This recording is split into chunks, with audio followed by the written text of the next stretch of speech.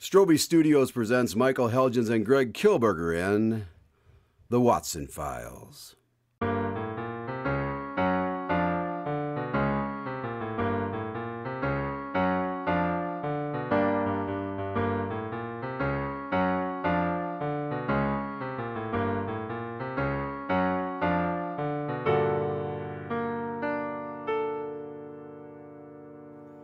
Coming to you from the illustrious Strobe Studios in the heart of America, this is Craig Dahlen.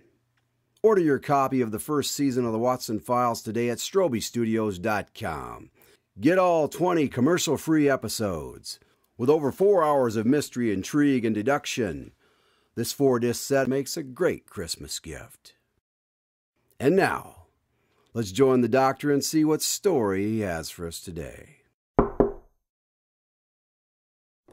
Mr. Dahlen, you've come just in time. I know that I promised you a story about a zoo, but tonight I have the opportunity to place you medias in res, and I can't pass up the chance for you to experience a case firsthand. Sounds very exciting, but I'm afraid my Latin is a little rusty. What does medias in res mean? Craig, you really should pay closer attention to your studies. Latin is a dead language, Doctor, and I don't really have much use for it. I suppose it is. Well, at least you aren't far off from the meaning of the word as it pertains to tonight's story. You mentioned dead things, and medias in res means in the middle of affairs. We're going to be in the middle of dead things? Well, I should hope not. But you have arrived right in the middle of a case that Holmes and I have been working on for a few weeks now. I think that we're finally about to get some answers. Come in and I'll introduce you to my guest.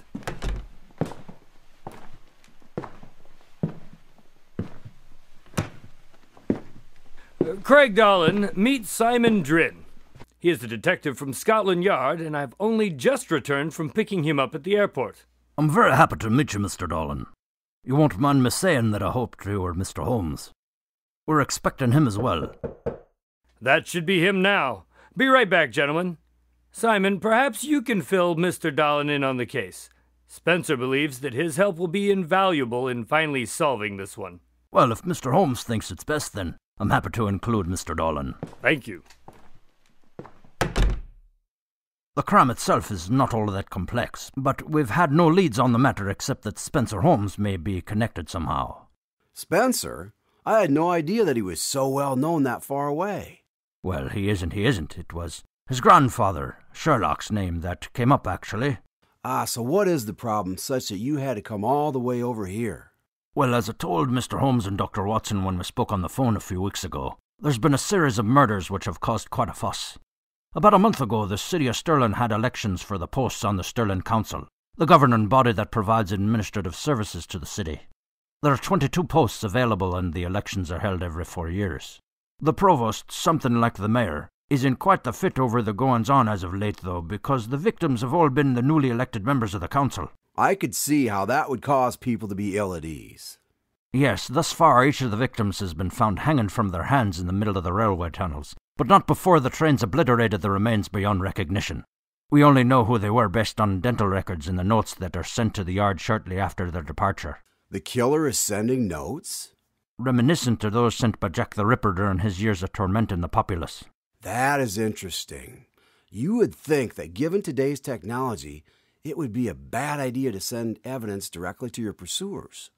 Right, but until now we've been unable to pull a single spare thread from any of the documents that might have helped us discover the identity of the fiend. The most recent note mentioned a descendant of Sherlock Holmes, so I contacted Spencer. I've come because he has told me he will only proceed with the next steps under my supervision, and there have already been 12 murders despite our efforts to make the members of the council inaccessible. Mr. Drinn, I presume. Thank you for coming. Are you up to speed, Craig? I think so, but I'm not really sure how I can help in a murder investigation. I'm not really the investigatory type. On the contrary, Mr. Dahlen, you suss out the details from Watson on a regular basis, well before he's ready to give them to you. He told me so, you'll recall, when I dropped by to tell you about my adventures in Paris. You have quite the memory, Mr. Holmes. If you think that I can help stop any more murders from taking place, then I'll do what I can. Excellent. Now, Watson, I believe you mentioned that you had prepared dinner for all of us, and from the smell of things I deduce that it is nearly finished. That's right. Step into the dining room here and we'll dig in. I've prepared kakaliki soup and roast grouse in honor of Mr. Drinn's visit. That sounds interesting. At least it's not haggis. I appreciate your efforts, Dr. Watson, but haggis is a bit more than most Americans can handle. Indeed. This is all very well and good, Mr. Holmes, but I didn't come all the way here just to have dinner with you. Can you tell me how it is that you intend to solve this case? I have, with the help of young Ms. Watson, reviewed the letters that you scanned and sent to me along with the facts of the case, and I must admit that I'm having trouble understanding how these events could have gotten to this point. I'm to understand that since the first letter you have secreted away all of the other members of the council in separate locations, and they conduct business via voice communications only. Is that correct? Yes. And the only people who know their locations are their aides and the provost. That is also correct. And for the time being, none of the aides are allowed to leave whatever safe places have been chosen for the council members, so there's little chance that they are providing the locations. Still, with so many people, the task of keeping it all under wraps seems impossibly daunting. I have considered this as well. What do you suggest?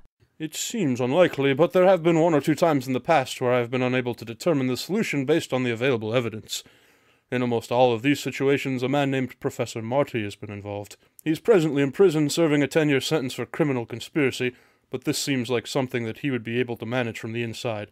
He has always been something of a backstage crewman, controlling his criminal dealings without doing much of the work himself.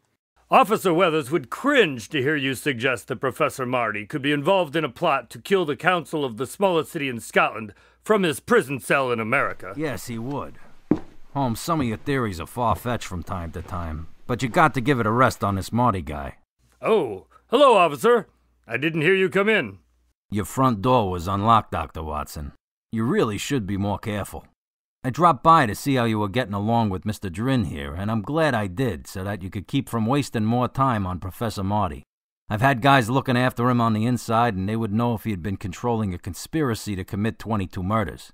Besides, he doesn't have a motive. Being evil is often motive enough for some men. I will be surprised if he's not in some way involved in this plot, based on a communication that I stumbled across. I was reviewing the syllabus for an upcoming class that would have been his to teach at the university if he were not behind bars. You still keeping tabs on this guy? Doesn't keeping up on the courses that he would have taught count as obsessed? I'd say Professor Marty has a fan. No, nothing like that at all. I have never before encountered someone who is my match in deductive acumen, which has given me reason to continue to study his methods on the likely chance that I will encounter him again when he leaves prison in 10 years. I can assure you that he is not using his sentence as vacation time. He will be planning his return, and I must take equal measure to be ready for him. Well, in my professional opinion, that does sound a bit like obsession to me. Well, be that as it may, I'll ask my guys to press a little harder to see if they can come up with anything. What was that about the message on the syllabus? The message, hidden in white text at the bottom of the online version of the syllabus, read, "Continue as ordered. I would like to be free and able to take the trip in time to take part in the rest of my plan personally. M." Now I'd like to enjoy my kakaliki soup before it gets cold. Can you arrange for an interview for Mr. Dahlen with Professor Marty sometime this week? You want me to meet with a deranged killer and criminal mastermind? Yep. Exactly. I can think of no one more suited, and he doesn't know you as far as I'm aware, so you'll have the upper hand. It seems far-fetched, but if we can get you to start finding viable suspects again by eliminating the notion that Professor Marty is a suspect in this case, then I can do that. I'll call you when I've got it set up. Thank you, sir. Would you like to stay for dinner? No, thank you, Dr. Watson. I've got a lot of work to do. Good to see you again, Simon. If you find yourself in need of some sane company, drop in on me at the station. Thank you, I'll do that.